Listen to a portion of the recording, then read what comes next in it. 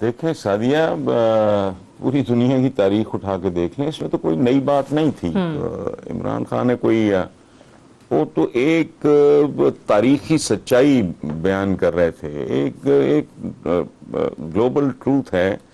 مجھے بتائیں کہ فرسٹ ورلڈ وار اور اس کے بعد سیکنڈ ورلڈ وار کا اختتام کہاں ہوا؟ آج جاپنیز کے اور امریکنز کے آپ تعلقات دیکھیں، جن کے 2 شہر برباد کر کے رکھ دیے تھے انہوں نے. اور میں تو اس کو بھی اور طریقے سے دیکھتا ہوں. وہ شاید اکلوتا لیکن شفاف طریقہ تھا سیکنڈ ورلڈ وار کو کنکلوڈ کرنے کا. بہرحال وہ میرا اپنا نقطہ نظر ہے. صحیح. تو جنگوں کا انجام تو پوری دنیا کی تاریخ آپ کے سامنے ہے. وہ تو یہ فطری بات ہے. عمران خان نے کوئی غیر حقیقی بات تو ہرگز بھی کی تھی. ایک بنیادی سچ تھا. اور دکھ اس بات کا ہے کہ it has taken a little too long. اس کی بہت بھاری قیمت دینی پڑی ہے. کم قیمت پہ جان چھڑا لیتے تو بہتر تھا. صحیح ہے. اچھا، اب سر ایک اور چیز جو آپ نے ابھی ذکر بھی تھوڑی دیر پہلے کیا تھا کہ جو کشمیر کے بعد جس فاشزم کا، جس نازیزم کا مظاہرہ ہمیں اب دلی کی سڑکوں پہ نظر آ رہا ہے، انڈیا کے اندر نظر آ رہا ہے، وہ قائد اعظم نے بھی کہا تھا نا کہ Muslims of India will continue proving their loyalty to India for the rest of their lives, اور شاید اس کا مظاہرہ ہو بھی رہا ہے. اس کا انجام آپ کو کیا نظر آتا ہے؟ دیکھیں، پہلی بات تو یہ ہے کہ یہ بہت دردناک اور شرمناک ہے. ایک لمحے کے لیے ہم بھول جاتے ہیں کہ مسلمان اور ہندو یہ بھول جائیں. یہ بالکل ایک غیر انسانی رویہ، غیر انسانی حرکت ہے. اور میرے نزدیک لیڈر کی ڈیفینیشن یہ ہے کہ وہ انسان سازی کرتا ہے. قدرت سعدیہ انسان کو انسان کے طور پہ نہیں، آدمی کے طور پہ پیدا کرتی ہے. آدمی سے انسان بننے کا جو مرحلہ ہے، اس میں آپ کی تعلیم، آپ کی تربیت، آپ کے ماں باپ، آپ کا ملک، آپ کا ماحول، آپ کا معاشرہ اور آپ کی لیڈرشپ آدمی سے انسانوں کو جنم دیتی ہے. تو لیڈر انسان سازی کرتا ہے. جو مہم جو ہوتے ہیں، جو تاریخ کا مذاق ہوتے ہیں، جو تاریخ کا المیہ ہوتے ہیں، وہ حیوان سازی کو جنم دیتے ہیں. آج ہٹلر کو ایکسٹراڈنری آدمی تھا. تبھی کہتے ہیں کہ ذہانت نہیں، دانش خوبصورت چیز ہے. ذہانت تو ایول بھی ہوتی ہے. ہٹلر کہاں سے شروع ہوا، کہاں پہنچا، مسولینی کہاں سے شروع ہوا، کہاں پہنچا، لیکن الٹیمیٹلی کیا کیا؟ انہوں نے اپنی قوموں کو زہر کا ٹیکہ لگا دیا. انہوں نے ان کو انسانوں سے حیوانوں میں تبدیل کر دیا. ان کے اندر جنون بھر کے، انتہا پسندی بھر کے، ایک خاص طرح کا کمپلیکس کے لیے ایرینز ہیں اور فلاں ہیں ڈھمکا ہیں، جو بھی ہٹلر کا فلسفہ تھا. تو یہی کر رہے ہیں. تو یہ اگین میں نے پہلے بھی آپ کے سوال کے جواب میں نے first world war, second world war کا ذکر کیا. ایسا ہوا نہیں کبھی. دیکھیں، بات سنیں. جی بالکل. امریکہ تو is a nation of nations. Red Indian بھی مر نہیں گئے، ایلیمنیٹ نہیں ہوئے. نیٹیوز امریکہ سے لے کے کینیڈا تک، میں whenever I go there میں بڑا متجسس ہوتا ہوں ان لوگوں کی زندگیاں، ان کا رہن سہن، یہ وہ. آپ ان کو بھلے آپ ان کو ایلیمنیٹ نہیں کر سکے. آپ نے ان کو کچلا، مست کیا. اچھا، وہ خود بھی ایک قوم اگر اندر سے ہار جائے تو وہ سارا کچھ ہی ہار جاتی ہے. سو دے آر انٹو ڈرنکنگ، اس طرح کے کوئی جوئے شو ہے، یہ اس طرح کے وہ کام دھندے کرتے ہیں، لیکن ایلیمنیٹ نہیں ہو گئے، مر نہیں گئے، وہ ختم نہیں ہوئے. تو آپ کروڑوں لوگوں کو کیسے ختم کریں گے؟ یہ کہاں جا کے رکے گا؟ تو کوئی سین وائس. اور پھر یہ ایک فیز آتا ہے، گزر جاتا ہے. قوموں کی بدنصیبی ہوتی ہے جنہیں اس طرح کے رہنما ملتے ہیں، جو ان کی بربادی ان کو پیچھے ڈال دیتے ہیں. کوئی بہت بڑی قیامت نہیں آئے گی. ہندوستان ہے 10 20 30 40 سال پیچھے چلا جائے گا. الٹیمیٹلی تو وہی ہے جو آپ بھی جانتی ہیں، میں بھی جانتا ہوں. تاریخ ساری ہمارے سامنے ہے. दोहराने का क्या फायदा उसको? वही जापानीज, ठीक। वही बिल्कुल जर्मन्स, सही है। अब वही इटालियंस, जी जी नॉर्मल लोग हैं। जी जी जी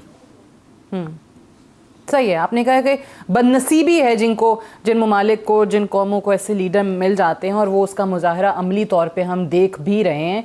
बहरहाल पाकिस्तान में वापस आते हैं और जो आजकल बड़ा चर्चा है अपोजिशन की तरफ से भी, दो चीज़ों का, एक तो वो एहतसाब का जिक्र करते हैं और एक महंगाई का जिक्र करते हैं। पहले महंगाई पे आ जाते हैं। वज़ीर आज़म इमरान ख़ान ने जिस दिन से अपनी काबीना इजलास के अंदर बहुत स्ट्रिक्टली ये बात की, जब उनके कुछ वज़रा चाहते भी थे कि कुछ कीमतें बढ़ाई जाएं वरना बहुत मुश्किल हो जाएगा इकॉनमी को रन करना, अशिया की कुछ कीमतें नीचे भी आई हैं। आज पेट्रोल के हवाले से भी हम खबर सुन रहे हैं, हम देखते हैं कि वो कितनी मज़ीद गिराई जाती है। आपको लग रहा है कि कुछ बेहतरी आ रही है हुकूमती कारकर्दगी में? देखिए सादिया, मैं सिर्फ आपके सवाल के जवाब में ये बात नहीं कर रहा। मैं गुज़श्ता 5-4 महीनों से ये बात कर रहा हूँ कि मैं, देखें, I am a very humble student of economics. मेरी फॉर्मल एजुकेशन इकोनॉमिक्स की है। मैंने कोई एमए उर्दू, एमए अंग्रेजी नहीं किया हुआ। सो इंडिकेटर्स मुझे as a student of economics मुझे तो बहुत ही पॉजिटिव, और मैं यहाँ तक कह चुका हूँ कि अगर टर्म पूरी करने का मौका मिले, पाकिस्तान है, अनप्रेडिक्टेबल है, हमारी तारीख ऐसी है, मिल गया पीटीआई को, इमरान को, तो end of the 3rd year या beginning of the 4th year जो बात आज मैं कर रहा हूं ये हर बंदा कर रहा होगा। एक बात, ऑपोजिशन की महंगाई का मैं कसमन नर्स कर रहा हूं। महंगाई, हालात बुरे, बद इससे भी बुरे हो जाएं वो और बात है। मुझे इन लोगों की बदकिरदारी पे रोना आता है। ये महंगाई के बारे में भले पीपल्स पार्टी बोले या नून लीग बोले, ये बिल्कुल ऐसे ही है कि एक आदमी किसी को कत्ल करने के बाद अगले रोज उसके जनाजे में शामिल हो के सबसे ज्यादा मातम वही कर रहा हो। ये कब कुछ जमीन से उगाई है? ठीक, ये बर्बाद करके गए हैं इस मुल्क की मईशत को। देखिए, बात सुने, खुदा के लिए आपके तवस्सुत से मैं आपके व्यूअर्स को एक बुनियादी बात समझाना और बताना चाह रहा हूं। किसी भी मुल्क की इकोनॉमी न रातों रात बनती है, न रातों रात उजड़ती है। अच्छा, अब मैं ये इक्तिसादियात अपनी जगह पे मैं समझ रहा हूं, इस मुल्क का पहली बार बाकायदा कल्चर चेंज करने की कोशिश की जा रही। मैं लफ्ज इस्तेमाल कर रहा हूं, कोशिश की जा रही। काश, लेकिन अब तो बेकार है कि इक्तदार में आने से पहले इन लोगों ने कोई होमवर्क किया होता तो लोगों को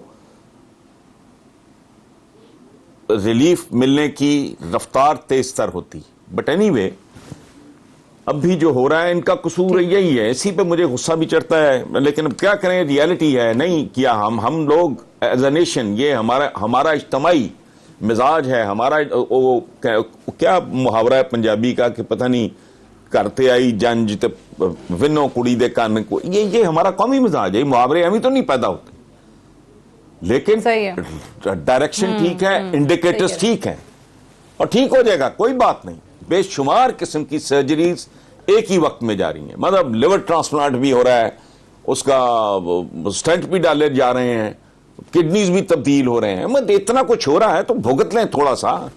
जिन लोगों ने मियां दे नारे वजन गए और भुट्टो जिंदा है, ये सारे ये हम ही लोगों ने किया है ना।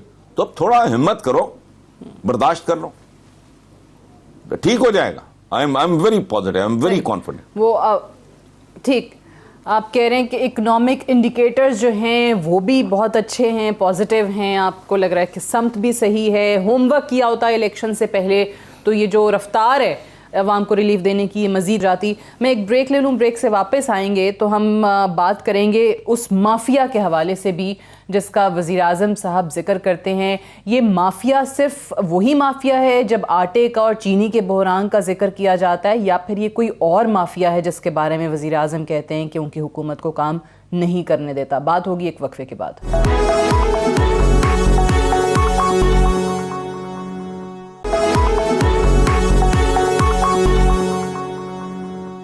वेलकम बैक प्रोग्राम में एक बार फिर से खुश आमदीद। आज हम बात कर रहे हैं जनाब हसन निसार साहब से। प्रोग्राम में हसन निसार साहब वज़ीर-ए-आज़म माफिया का जिक्र करते हैं। आटा और चीनी के बहरान के दौरान भी, उन दिनों में भी हमने एक माफिया का जिक्र सुना, जिसके बारे में अपोजिशन कहती रही कि माफिया तो खुद वज़ीर-ए-आज़म की अपनी सफ़ों में, इस हुकूमत की अपनी सफ़ों में मौजूद है। ये कौन सा माफिया है जिसके बारे में वज़ीर-ए-आज़म ने बरमला कहा है कि उनकी हुकूमत को काम नहीं करने देता? देखें, ये सादिया, मैं अभी कुछ देर पहले हम बात कर रहे थे इंसान साजी की, कैरेक्टर बिल्डिंग, नेशन बिल्डिंग, वो नहीं हो सकी। हम बुनियादी तौर पे हजूम हैं लेस लोगों का। अभी रमज़ान आने दें, महीना ये, आपको कौम का इज्तिमाई किरदार सामने आ जाएगा। तो और क्या मैफिया, मैं भी मैफिया हूँ। यहाँ देखें, मेरा एक बड़ा फेवरेट एक जुमला है मैं कि the only value left in this country, in this society is the nuisance value. लोग लोगों की इज्जत उनके शर की वजह से करते हैं, उनकी nuisance value, that's the only value left. So जब आप माफिया का जिक्र कर रहे होते हो तो वो कहां नहीं है। अब बाजार में निकल जाओ, मैं दावा करता हूं जिसका दिल करे जिस बाजार में चले, अगर बाट जिसे कहते हैं, वो क्या होता है, वो तकड़ी में डालने वाला वटा नहीं होता, अगर वो किसी का दुरुस्त निकल आए जी, मुझे वहीं कोड़े मारना।